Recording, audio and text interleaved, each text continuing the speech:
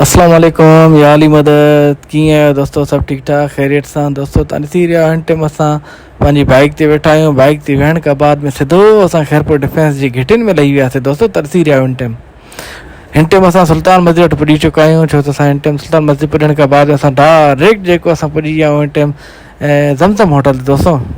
मालिक न इहो मालिक ॾिठो कस्टमर अची वियो। कस्टमर अचण खां बाद जेको आहे मालिक पाण पुॼी वियो हिते। मालिक ऑडर वरितो मूंखां, बाबा छा खपे।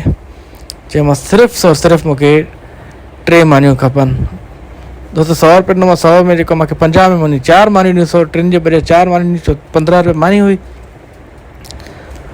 दोस्तो। हिन टाइम असांखे पर्ची कटे ॾिनी मानी जी।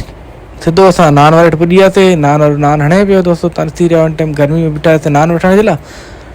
4 नान वठी 4 मानियूं वरितियूंसीं नान थो चवां। सिधो हिन टाइम अची वियासीं पाणी पीअण लाइ। थधो पाणी पीअण खां बाद में हिन टाइम असां वेठासीं बाइक ते वञण खां बाद में सिधो पुॼी वियासीं असां हिते हलीम मार्केट दोस्तो। हिन टाइम मां हलीम मार्केट ॾियां छो त सां संगत वारी थी वई। डेली जो कमु थी वियो आहे। 30 रुपए जो हलीम वरितोमांसि। 50 रुपए जी मानी वरितीमांसि दोस्तो। हिन टाइम हलीम बि माशाल्लाह बहितरीनु हुयसि। मूंखे ॾिनई। मां हलीम खणी सिधो घर पहुयमि। घर पहुचण खां पाण मां प्लेट में वांधायुमि। प्लेट वांधण खां बाद में मां जेको आहे सॼो हलीम थली था विलाए करे मुंहिंजे भरिसां मां मानी रखी। मानी रखण खां बाद में हिन टाइम पहिरियों गिरायोसि। कमु थी वियो ओके सफ़ा VIP दोस्तो। हीअ मुंहिंजो तव्हांखे मिनी व्लॉग पसंदि अचे त लाइक कमेंट ऐं शेयर ज़रूरु करियो। ठीकु आहे दोस्तो।